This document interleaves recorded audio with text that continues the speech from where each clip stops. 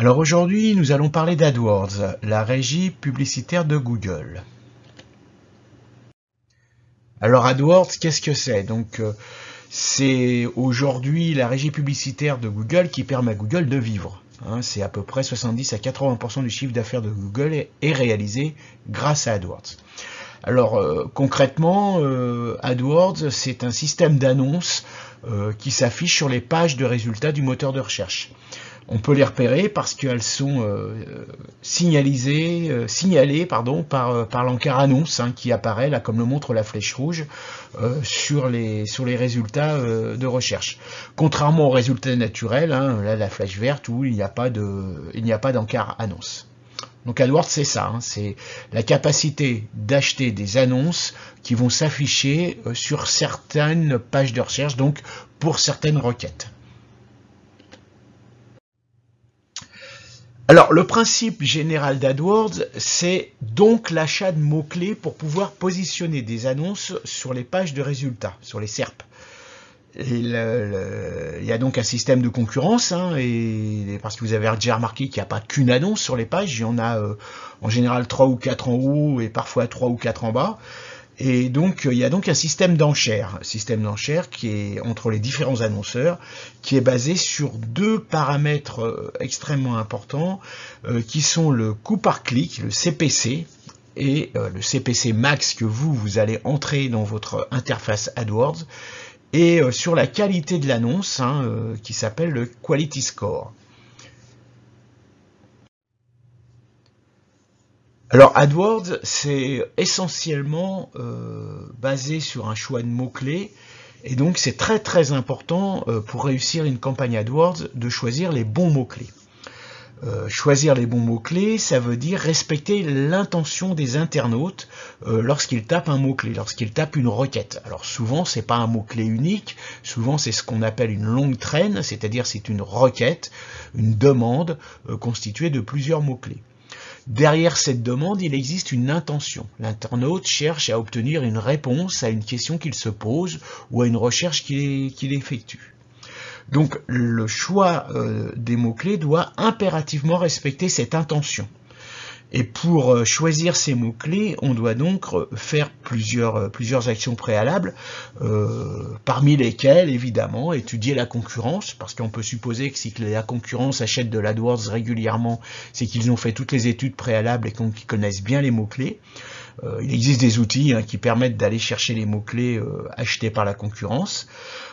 Étudier évidemment les intentions des internautes, j'en parle beaucoup dans mon webcafé et dans d'autres vidéos, c'est essentiel pour le coup, parce que là c'est votre porte-monnaie qui trinque si l'intention des internautes n'est pas identifiée.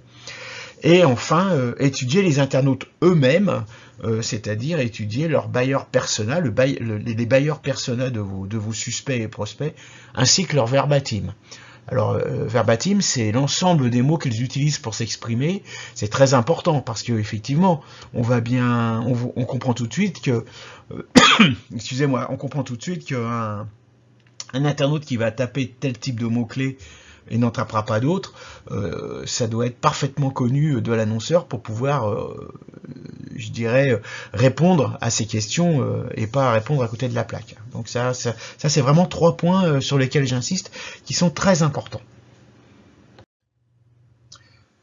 Ensuite, il va falloir définir un budget de campagne, parce que c'est évidemment une action publicitaire payante, et donc il va falloir optimiser les dépenses pour les rendre ces dépenses rentables. Donc le budget de campagne fait partie des paramètres extrêmement importants à bien étudier avant de lancer une campagne AdWords.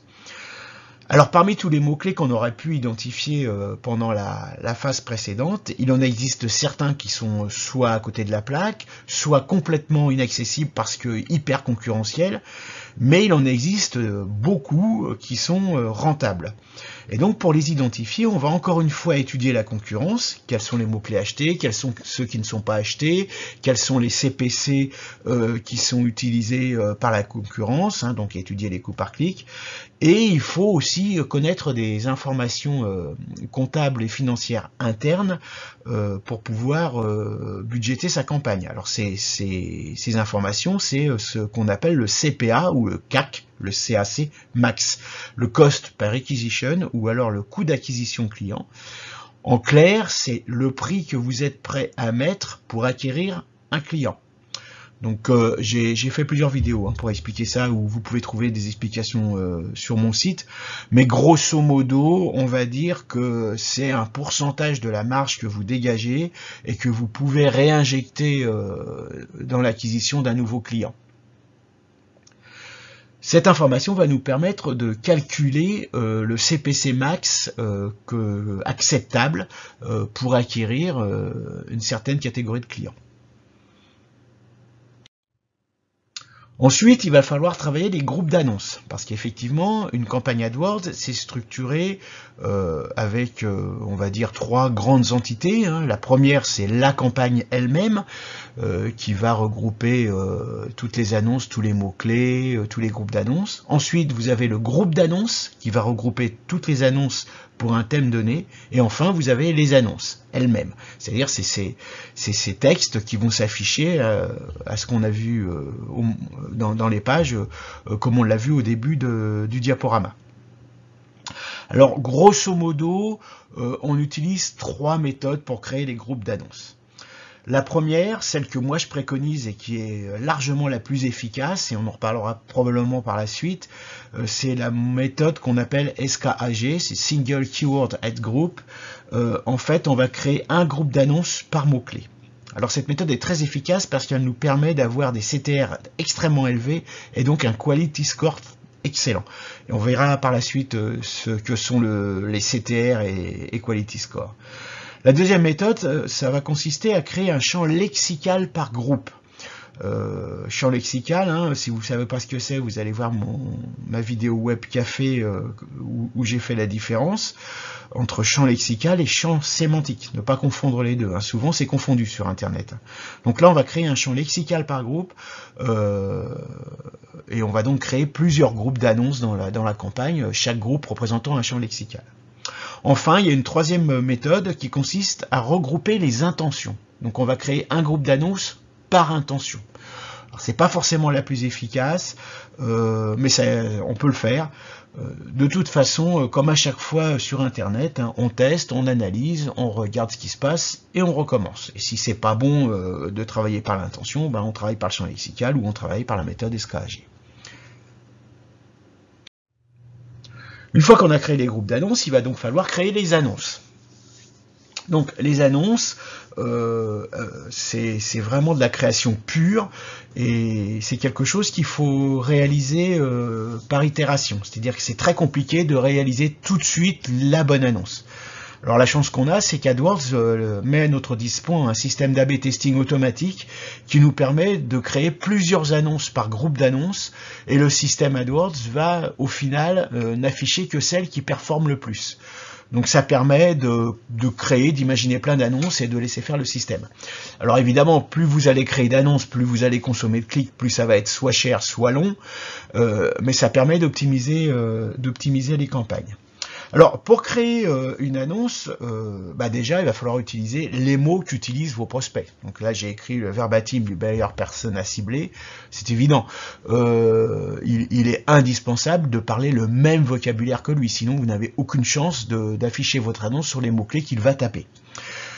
Il va falloir que vous utilisiez des termes qui sont incitatifs, comme des call to action. Cliquez ici, visitez notre promo, enfin visitez notre boutique, enfin tout un tas de choses qui représentent du call to action et qui sont incitatifs à l'engagement pour l'internaute, ce qui va l'inciter à cliquer sur votre annonce. Il faut sortir du lot, et quand je dis sortir du lot, c'est pas forcément sortir du lot dans le texte lui-même, mais plutôt dans sa forme. C'est-à-dire qu'il faut qu'à l'œil, votre annonce soit différenciée. C'est important, parce qu'en fait, là, à ce stade, on est au réflexe visuel. La toute première intention de clic que l'internaute va avoir est une intention purement visuelle. Donc il faut que votre annonce se différencie, sorte du lot par son apparence visuelle. Par exemple, si vous êtes sur une page où tous les annonceurs utilisent le mot-clé dynamique, c'est-à-dire le mot-clé dynamique, c'est la capacité qu'a une annonce d'afficher pile poil le mot-clé qui a été demandé par l'internaute. Donc si tout le monde utilise cette technique-là, bah, vous ne l'utilisez pas, parce qu'en fait, ils vont avoir que des annonces qui se ressemblent, donc la vôtre devra être différente. Faites appel aux émotions. Donc, une fois qu'on a passé le visuel, le deuxième levier qui va permettre à votre annonce d'avoir beaucoup de clics, c'est l'émotion. Donc, faites appel aux émotions. Rassurez avec des chiffres. Annoncez des chiffres qui vont vous mettre en avant. Soit comme un expert, soit en termes de tarification, soit en termes de jours offerts. Enfin, je ne sais pas si vous êtes un camp de vacances. Enfin, je sais pas, mais rassurez avec des chiffres. Et surtout, présentez plutôt les bénéfices que les fonctionnalités. Ça sert à rien d'expliquer dans une annonce AdWords ce que fait votre service ou votre produit.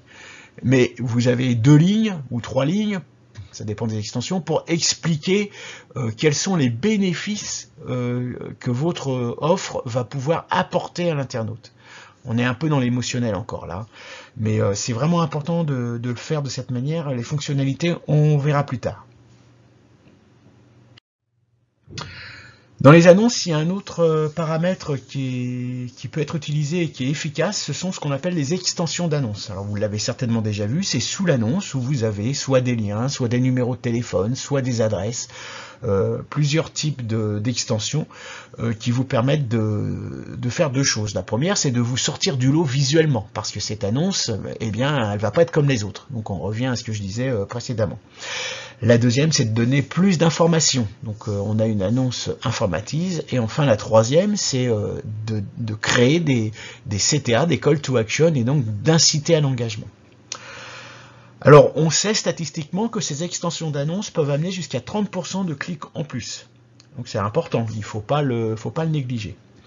Par contre, on ne va pas toutes les utiliser systématiquement. Mais d'ailleurs, on ne va pas les utiliser systématiquement. On va les garder pour des occasions un peu spécifiques. On va utiliser la géolocalisation avec Google Maps Business si jamais on a un business local, parce que c'est quelque chose de très intéressant. Donc ça veut dire qu'il va falloir créer une page Google Maps Business. Si ce n'est pas fait, je vous incite à le faire rapidement. Donc on va sortir du lot, ça je l'ai déjà dit, différenciation visuelle.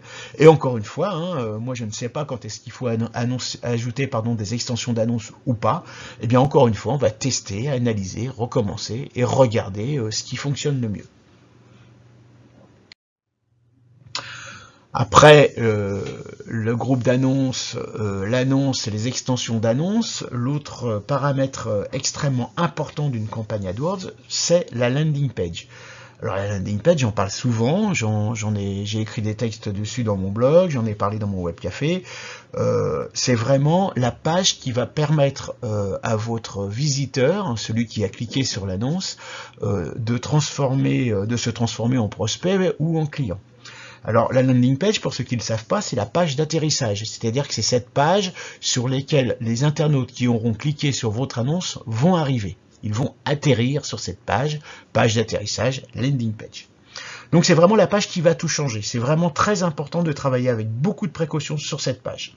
Alors là, je vous ai mis quelques critères qui sont vraiment importants. Bon, déjà, cette page, elle doit être hyper nichée et cohérente avec l'intention du visiteur. C'est-à-dire que s'il cherche, je le dis toujours, mais s'il cherche des carottes, on sait que l'intention d'un internaute qui tape carottes dans Google cherche des recettes de carottes. Sur la landing page, il faut donc lui proposer des recettes de carottes. C'est pas la peine de lui parler d'autre chose, même si ça parle de carottes. Sinon, vous allez perdre votre visiteur, perdre votre clic, et je vous rappelle que là, les clics sont payants, et donc vous allez perdre votre argent. La page, elle doit être conviviale. Effectivement, elle doit donner confiance, elle doit être agréable, elle doit être informative, rassurante, rapide. Je vois encore beaucoup de clients qui sont toujours hébergés sur des serveurs poussifs, où on a et même des clients qui ont des sites tout neufs, où on a des pages qui se chargent très lentement. Et donc je rappelle que c'est très important pour un internaute que la page se charge vite. Mais vous allez voir après que c'est pas uniquement important pour l'internaute, c'est aussi important pour Google, et là plus sensible encore pour votre porte-monnaie directement. Ajouter une vidéo si c'est possible, hein. Je rappelle que la vidéo multiplie jusqu'à 5 fois le taux de transformation. Donc une vidéo, c'est pas donné, mais c'est rentable. Et enfin, éviter les liens de fuite, c'est-à-dire une landing page avec des menus, avec des possibilités de sortir partout, va être moins efficace en termes de transformation. Alors là, il y a une espèce de bagarre interne, c'est-à-dire que Google aurait tendance à nous dire qu'il faut mettre de la navigabilité sur les landing pages. Certains webmasters sont d'accord avec ça.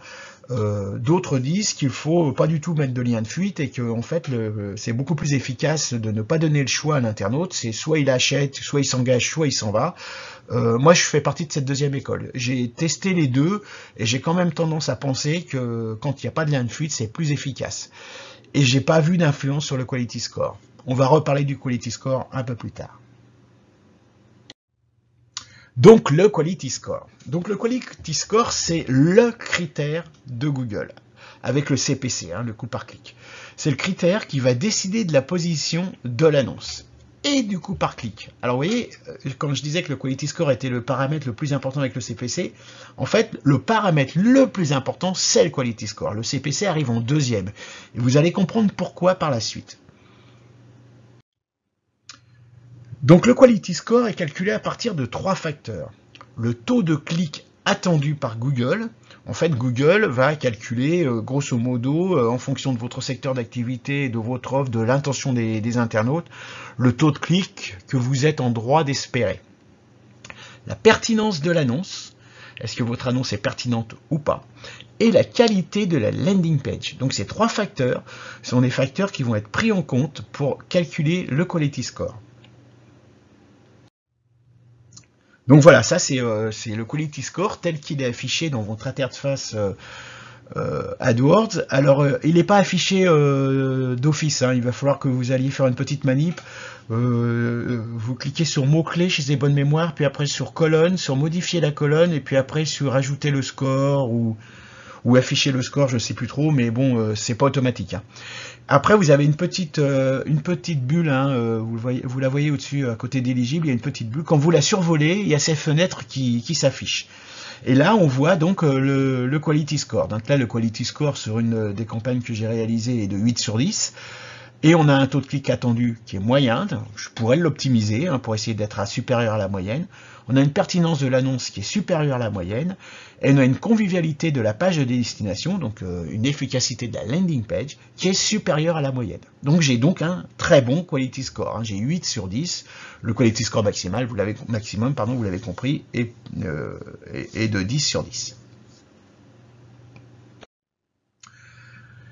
Alors ces 3 paramètres influent un petit peu différemment sur le quality score. C'est-à-dire qu'il y en a qui sont plus importants que d'autres. Grosso modo, c'est un tiers, un tiers, un tiers. Mais on considère que le taux de clic et la qualité de la landing page sont plus importants que la pertinence de l'annonce. Mais vous voyez, ça c'est dans un mouchoir de poche, hein. Mais vous voyez, j'attire votre attention sur la qualité de la landing page. C'est super important. Pour un tiers du calcul du quality score, la qualité de la landing page intervient. Donc un petit rappel rapide sur le CTR. Hein. Le CTR, c'est donc le nombre de gens qui vont cliquer par rapport au nombre d'impressions de l'annonce. C'est donc le nombre de clics sur le nombre d'impressions multiplié par 100. Par exemple, un CTR de 1, c'est de 1%, ça va être un clic pour 100 impressions. Alors il n'y a pas de bon CTR, ça faut se sortir ça de la tête, ça dépend vraiment du secteur d'activité et des mots-clés que vous allez utiliser. Donc Google ne dit pas qu'il y a un CTR cible ou dit pas qu'il y a un bon CTR. On essaye toujours d'avoir le CTR maximal, c'est-à-dire que grâce à l'A/B testing offert par Google, on optimise ses annonces, on optimise la pertinence avec les mots-clés qu'on travaille et on essaye toujours d'avoir le CTR maximal. À un moment donné, on va plafonner. Donc des fois c'est 3%, des fois c'est 8%, des fois c'est 10%.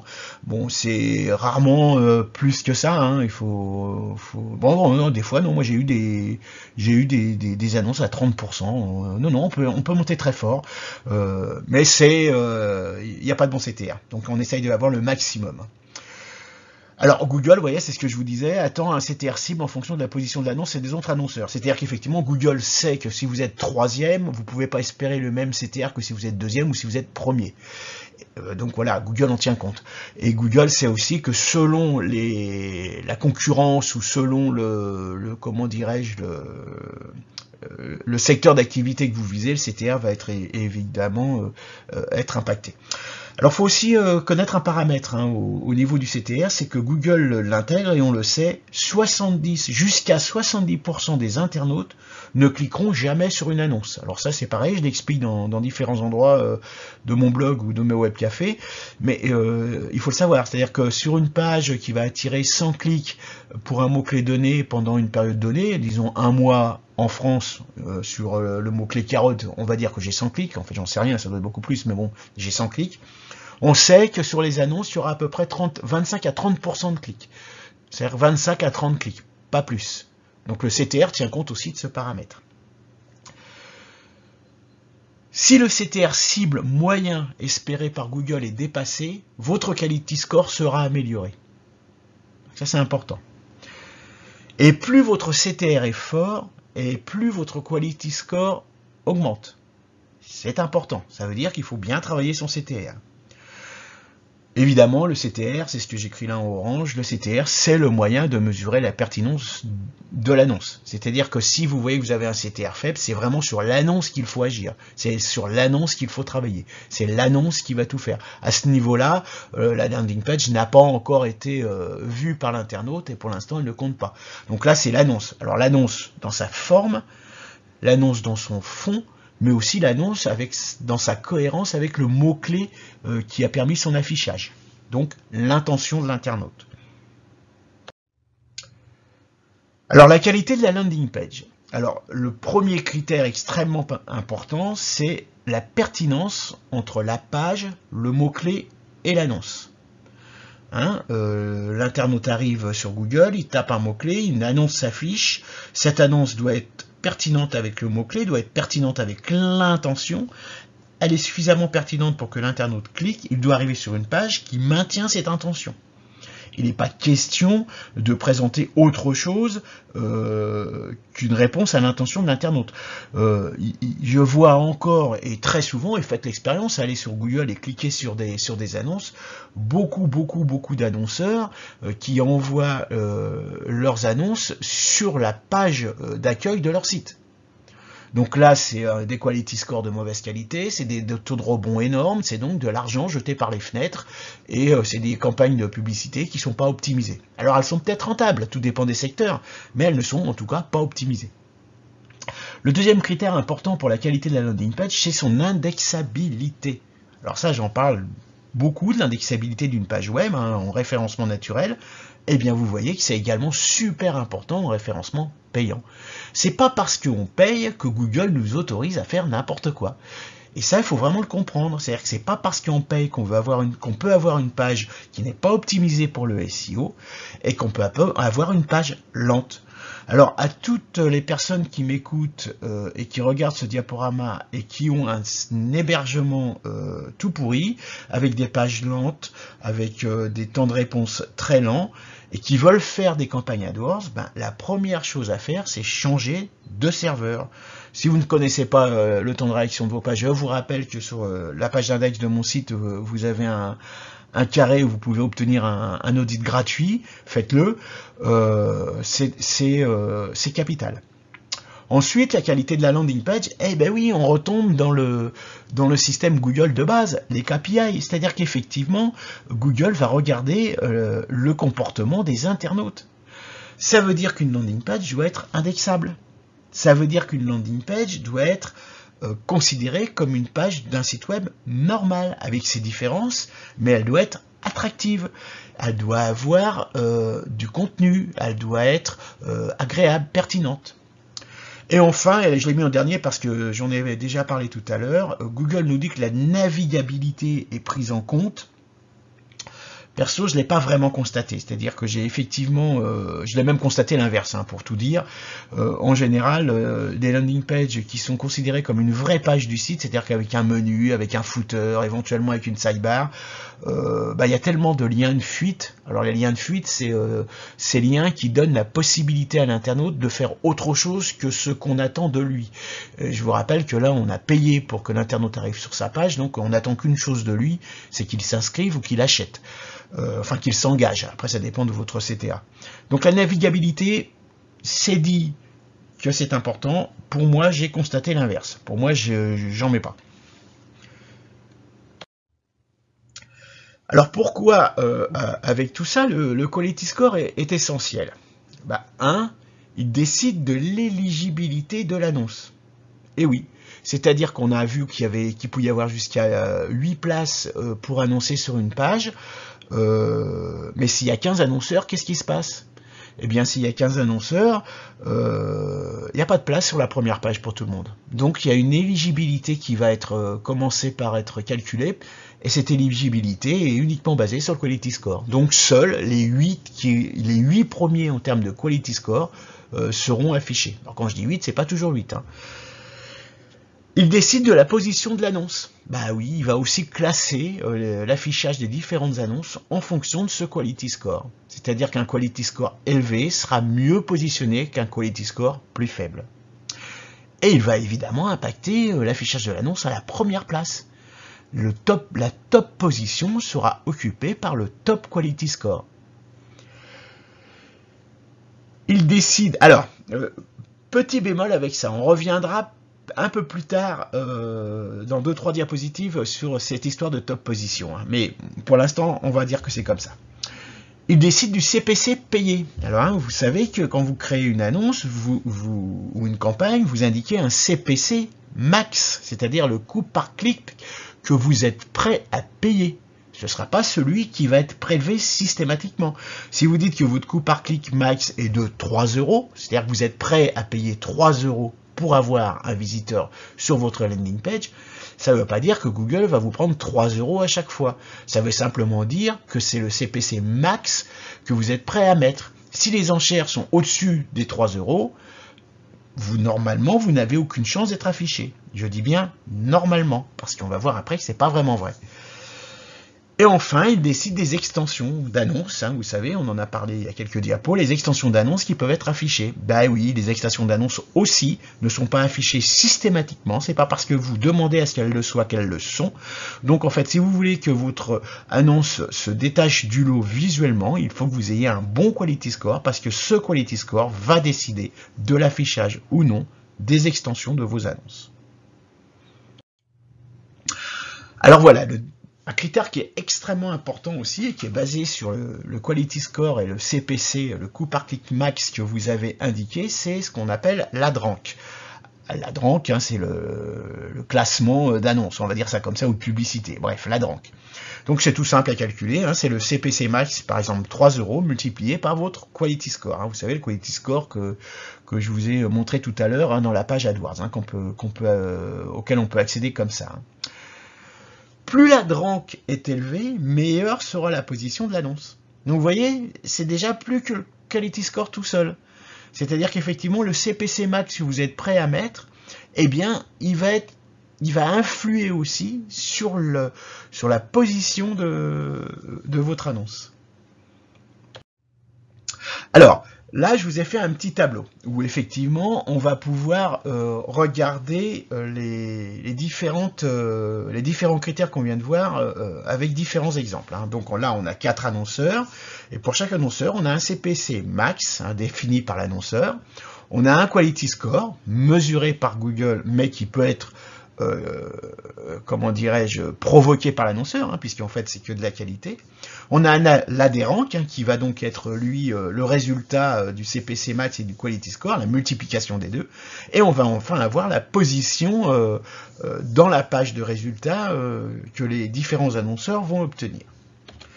Donc là, sur la première colonne, on voit que les annonceurs mettent différents CPC max. Alors évidemment, les plus riches vont mettre plus d'argent, les moins riches vont mettre moins d'argent. Alors ça, c'est si on pense que tout fonctionne comme ça. dans les faits, il s'avère que souvent, ceux qui mettent le plus sont ceux qui sont effectivement assez riches, mais pas nécessairement, mais sont surtout ceux qui n'ont pas fait d'études préalables de leurs mots-clés, qui n'ont pas optimisé leur budget de campagne, comme je le disais au tout début.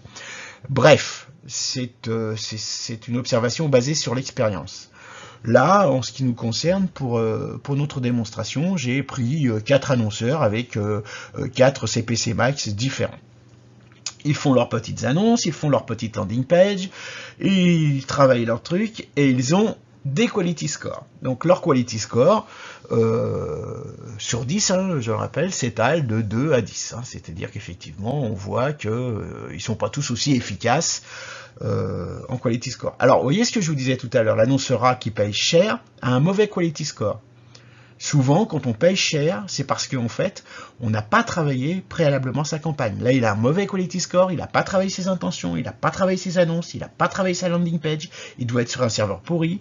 Enfin bref, il paye pour essayer de compenser je dirais, la défaillance technique. Le système va donc nous calculer un ad rank, hein, comme je vous l'ai dit, il multiplie le CPC max par le quality score. Donc là, on voit que les ad rank sont relativement disparates. Et là, on voit tout de suite que celui qui a l'ad rank le plus gros, c'est celui qui a le quality score maximal. Et on voit tout de suite que celui qui a l'ad rank le plus grand, c'est celui qui paye le moins cher au clic. Intéressant. Concrètement, ça va se passer comme ça au niveau de l'affichage. C'est-à-dire qu'effectivement, on s'aperçoit que celui qui a l'ad rank le plus grand va être affiché en premier, puis le deuxième, puis le troisième, puis le quatrième. Mais surtout, ce qui est intéressant, c'est qu'on va voir que l'annonceur D, qui met le moins d'argent, qui a le plus optimisé la préparation de sa campagne, qui connaît exactement l'intention de ses internautes, qui connaît exactement les bons mots-clés, qui a bien travaillé son quality score, il est en première position. Et que ses clics à lui vont lui coûter quasiment 2 fois moins cher que les clics du A, qui sera qu'en 4e position. C'est-à-dire qu'il aura moins de clics, il aura peut-être des gens moins pertinents. Donc, vous voyez, l'importance du CPC, du quality score et de l'ad rank sont essentiels. Alors évidemment, pour avoir un quality score à 10, ça n'arrive pas tout de suite du jour au lendemain. C'est-à-dire qu'il faut quand même compter souvent 2-3 mois, sauf à avoir un petit peu de chance, pour pouvoir l'optimiser une campagne à ce niveau-là. Donc, on a vu qu'on connaissait le CPC max, hein, puisque par définition, c'est nous qui l'entrons dans la campagne AdWords. Par contre, on a vu précédemment qu'on allait payer un clic et on avait la position de l'annonce qui était définie par le comment dirais-je, le quality score, mais on ne sait toujours pas combien on va payer le clic, vraiment. En fait, ce calcul est fait par Google qui multiplie l'ad rank de votre concurrent immédiatement inférieur. Donc là, j'ai marqué P plus 1. En fait, ça veut dire que si vous êtes le premier, il va prendre l'ad rank du 1 plus 1, donc de la position 2. Si vous êtes le deuxième, il va prendre l'ad rank de l'annonceur qui est en position 3, etc., etc. Et il va le diviser par le quality score. Donc on voit que le quality score influence directement le CPC réellement payé. Et là, on voit comme c'est une division, plus il est élevé et moins vous allez payer cher. Donc, vous voyez, le quality score va influer directement sur votre porte-monnaie. Donc, à toutes les personnes qui pensent que de payer un hébergeur pas cher est rentable, là, on a la démonstration mathématique du contraire. C'est-à-dire qu'un serveur lent va impliquer un chargement de page lent, et va donc impliquer un mauvais quality score et va donc vous faire payer la facture directement sur le coup par clic. Donc si vous faites de la campagne AdWords, mesurez la vitesse de vos pages, c'est capital. Donc voilà, le quality score influence donc ce que vous allez payer à Google. Plus vous êtes performant, moins Google vous fera payer cher. C'est facile à comprendre, hein, parce qu'en fait, Google veut favoriser aussi bien en référencement naturel, on en a suffisamment parlé dans d'autres vidéos qu'en référencement payant. Google veut favoriser la qualité et la pertinence de ses réponses. Google sait que si les internautes ne trouvent pas de pertinence aux réponses qu'ils attendent, eh bien, il deviendra moins riche. Hein. Tout ça, c'est juste une histoire d'argent. Google sait aussi que 70% des gens ne cliquent quasiment jamais sur les annonces, parce qu'ils s'attendent à avoir des réponses non pertinentes. Donc c'est aussi pour ça que Google favorise des réponses pertinentes, pour que les internautes finissent par se dire « Ah bah non, tout compte fait, les annonces, c'est pertinent et je trouve mes petits ». Donc voilà pourquoi le Quality Score va influer directement sur votre porte-monnaie. Alors, le deuxième tableau là que je vous ai préparé, c'est en fait le même que l'autre, sauf que j'ai rajouté une colonne qui est le CPC payé, ce que nos annonceurs ABCD vont réellement payer en fonction de leur performance en termes de Quality Score et d'Adrank. Donc on a le CPC qui est toujours là, on a toujours le même Quality Score, on a toujours le même AdRank, et on a toujours nos positions. Donc je rappelle que celui qui a le CPC max le plus faible est en première position, puisqu'il a en fait très bien travaillé ses annonces et sa landing page, et qu'il a un excellent Quality Score. Mais combien va-t-il payer? En fait, il va payer 2,97 €. Donc faites l'expérience avec une calculette. Vous prenez l'AdRank de l'annonceur qui a la position immédiatement inférieure, donc P plus 1, donc là, la deuxième position, donc c'est 29,75 €, que vous divisez par le Quality Score de l'annonceur D, et vous arrivez à 2,97 €. Donc en fait, vous voyez que 2,97 € c'est toujours inférieur à 3,50 €, donc l'affichage est possible, et que le clic de cet annonceur ne va lui coûter que 2,97 €, alors qu'il est prêt à accepter 3,50 €. Donc là, c'est une bonne nouvelle, parce que s'il a calculé son CPC max en fonction de son CAC, son cost par acquisition, calculé lui-même en fonction de son panier moyen et de sa marge, ça veut dire que là, il est forcément rentable.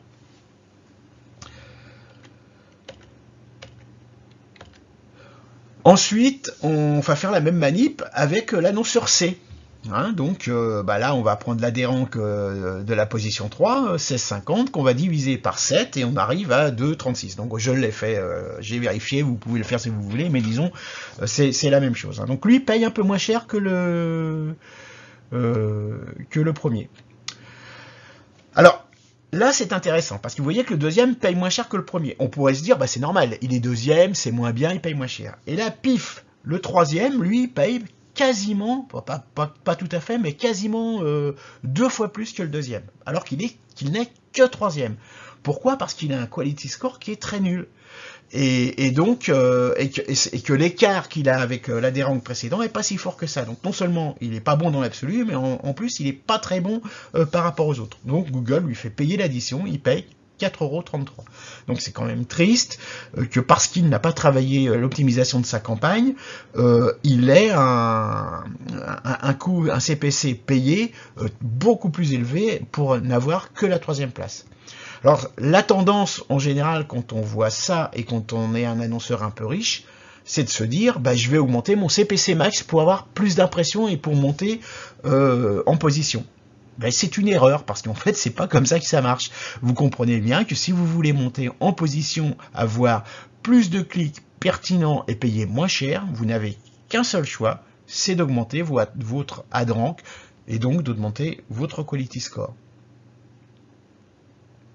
Parce que pour augmenter l'AdRank avec le CPC, ça coûte beaucoup plus d'argent qu'avec le Quality Score.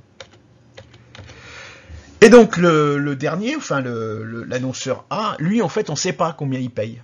On ne sait pas parce qu'il n'y a personne derrière, donc on ne sait pas comment Google fait. Donc là on est dans l'inconnu, mais ça on est habitué avec Google. Par contre ce qu'on sait, c'est qu'il va forcément payer plus que celui d'avant, parce que Google n'est pas non plus complètement idiot, et qui va payer moins que son CPC max, parce que ça c'est la règle que Google s'est fixée et que l'annonceur a fixé également. Donc en fait, il va payer quelque chose entre 4,33 € et 6,50 €. Alors les mauvaises langues disent qu'il va payer 6,50 €. En fait, on ne sait pas. Donc, par contre, vous pouvez le savoir. C'est-à-dire que si vous êtes souvent en position 4 dans votre AdWords, vous pouvez voir combien vous coûte votre CPC et vous pouvez voir si Google prend plutôt 6,50 € ou 4,33 €. Moi, j'ai regardé, c'est variable. C'est vrai que c'est souvent plus près des 6,50 € que des 4,33 €, mais je suis pas encore tombé sur des campagnes où c'était systématisable. Donc voilà, alors quand on a un quality score avec différentes valeurs, il y a probablement des alarmes à tirer et des choses à faire. Alors les alarmes à tirer, c'est clair, hein, quand on a un quality score qui est entre 9 et 10, bah là on ne fait rien, on ne touche à rien, surtout on laisse faire et on passe au suivant. Entre 7 à 8, on peut s'en contenter. Sauf si vraiment 7 à 8 c'est vraiment les derniers. Après 4 à 6, bon bah là il faut se bouger, 1 à 3, il y a des décisions à prendre. Donc là, on a un tableau qui nous explique, enfin où je préconise les actions à entreprendre en fonction du quality score. Donc quand on a un quality score de 1, on vérifie la landing page, hein, serveur pourri, landing page pourri, page d'accueil, avec la cohérence et la cohérence avec l'intention. Hein. Donc là, effectivement, sur le mot-clé peinture, j'envoie sur un site qui vend de la peinture sur la page d'accueil. Là, l'intention est toute pourrie, la cohérence est naze, ça peut pas transformer. On a probablement un quality score qui est mauvais. En plus, il suffit que ce soit sur un serveur qui réagisse à la vitesse de l'escargot fatigué. Et là, c'est bon, on a un quality score de 1. Donc quality score de 1, soit là, franchement, on revoit tout de A à Z, soit on supprime, si on est dans le cas du SKG, hein, soit on déplace vers un nouveau groupe d'annonces parce qu'il y a un problème quelque part. Bon, enfin là, franchement, on se pose la question et on n'hésite pas à supprimer si on comprend pas ce qui se passe. Hein. Surtout, hein, parce que là, ça vous plombe tout. En quality score 2, 3, moi je fais des optimisations immédiates, c'est-à-dire que j'attends pas, c'est-à-dire que là c'est pas bon, donc tout de suite je fais une optimisation immédiate. J'essaye de voir ce qui coince, je regarde la concurrence, leur landing page, etc., etc. 4, 5, 6, là j'attends. Alors vous allez voir que si vous vérifiez vos quality scores, vous allez voir qu'il y en a où les quality scores sont pas affichés. Parce qu'en fait, Google ne les affiche pas tout de suite. En général, il commence à afficher les quality scores à partir de 100 à 200 impressions. En général, c'est pas systématique. Moi, j'ai des quality scores qui s'affichent, alors c'est très très long. Puis j'en ai d'autres qui s'affichent tout de suite. Donc j'ai pas toujours très bien compris ce qui se passe, mais c'est normal d'avoir des quality scores qui sont pas affichés. Donc on revient à notre quality score qui est entre 4, 5 et 6. Donc là on l'optimise, mais on va attendre quelques semaines, mois, ça dépend. Parce que 4, 5, 6, ça peut être pas mal. Si on touche à quelque chose auquel il n'aurait pas fallu toucher, on peut redescendre. Et donc ça peut être bien. Donc on va d'abord optimiser évidemment les 1, les 2 et les 3. Une fois qu'on n'a plus que des 4, 5, 6, effectivement là on commence à s'y intéresser. Les 7, 8, bon là, on optimise, c'est les derniers, les plus faibles. Si on n'a plus que des 7, des 8, des 9 et des 10, on optimise les 7 et les 8. Mais, en général, moi, j'y touche pas trop parce qu'il y a tellement d'autres trucs à faire avant qu'on laisse comme ça. Et 9, 10, alors là, surtout, on ne touche à rien parce que ça reste quand même Google et on comprend pas tout. Et tant qu'on commande à 9 et 10, on est tellement content que là, on touche pas. Pour résumer, une campagne AdWords, ça se prépare minutieusement. C'est-à-dire qu'une campagne AdWords, ça se prépare d'un point de vue technique et d'un point de vue marketing. D'un point de vue technique, en réalisant des pages qui soient indexables en SEO, c'est-à-dire des balises title, des descriptions, de la navigabilité si jamais vous êtes partant pour la navigabilité, un hébergement. Après, on va travailler les mots-clés, on va choisir les mots-clés peu concurrentiels et pertinents en fonction des intentions. Donc, on va travailler sur les intentions de ces internautes. On va travailler également sur la concurrence, on va analyser ce qu'ils font, comment ils font, pourquoi ils le font. Enfin bref, il y a un gros travail préparatoire. Et ne pensez pas que vous allez faire des économies en ne faisant pas ce travail, parce que ces économies, vous ne les ferez pas. Vous allez les payer soit en termes de temps, soit en termes d'argent. Alors je m'explique pourquoi en termes de temps, parce que le temps qu'on optimise la campagne AdWords sans avoir les informations préalables, précises, et bien pendant ce temps-là, vous allez payer et vous n'aurez pas de résultat positif. Et en termes d'argent, parce que si c'est mal préparé, vous allez avoir un quality score et un ad rank tout pourri, et donc du coup, vous allez payer plein pot à Google. Une campagne AdWords se surveille en permanence, parce que vous n'êtes pas tout seul à faire de l'AdWords. Il y a des concurrents, et c'est quelque chose c'est un système qui est fortement concurrentiel. Donc, vous devez surveiller en permanence vos campagnes AdWords. Le quality score évolue dans le temps. Google ne garde pas la mémoire des quality scores. Le quality score qui est affiché au moment où vous le regardez, c'est le quality score quasiment instantané. C'est le quality score du jour, on va dire. Mais le quality score évolue. Comment dirais-je, en bien comme en mal, en haut comme en bas. Donc il faut surveiller. Moi, je conseille toujours de faire un petit fichier Excel avec les quality scores de ses mots-clés préférés. Alors là, quand on a 2000 mots-clés ou 20 000 mots-clés, ouais, ça devient compliqué. On peut les exporter, mais essayez d'avoir une trace. Une campagne AdWords, ça demande donc du temps pour être efficace. Ne vous attendez pas à avoir une campagne AdWords qui cartonne dès le premier jour. Ça peut arriver. Moi, j'ai des clients qui ont commencé AdWords, qui ont leur premier prospect au bout d'1 heure et qui l'ont transformé en client. Ça reste des cas relativement exceptionnels, mais ça peut arriver. En règle générale, pensez à ce qu'il va falloir du temps pour que votre campagne AdWords soit rentable. Pas forcément beaucoup d'argent, mais probablement un peu de temps. Enfin, et ça c'est, je vais essayer de tordre le cou à une idée reçue, AdWords ne coûte rien. Si c'est bien fait, si c'est bien préparé, l'investissement de départ vous aurez eu soit en termes de temps si vous le faites de même vous-même, soit en termes d'argent si vous sous-traitez pour faire les études concurrentielles, pour faire les recherches de mots-clés, pour faire les créations de landing page, d'annonces, etc., création de campagnes AdWords. Tout cet argent, vous le rentabiliserez sur le moyen long terme avec des campagnes AdWords bien faites. Parce qu'une campagne AdWords bien faite est toujours rentable.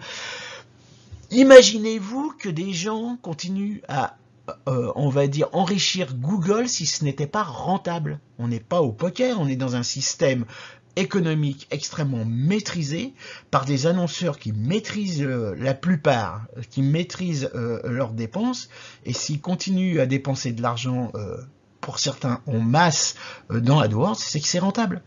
Donc une campagne AdWords bien réalisée est toujours rentable. Mettez-vous bien ça au fond de la tête parce que c'est quelque chose d'important et de vrai. Voilà, donc évidemment, si vous avez besoin d'aide pour monter une campagne AdWords, vous m'appelez, vous avez mon site là, vous avez mon numéro de téléphone. Sur le site, vous allez avoir également des liens, surtout vers ma chaîne YouTube où vous avez encore plein d'autres infos. Donc n'hésitez pas et puis écoutez, lancez-vous dans AdWords parce que c'est vraiment quelque chose qui marche bien. Merci pour votre attention et à très bientôt.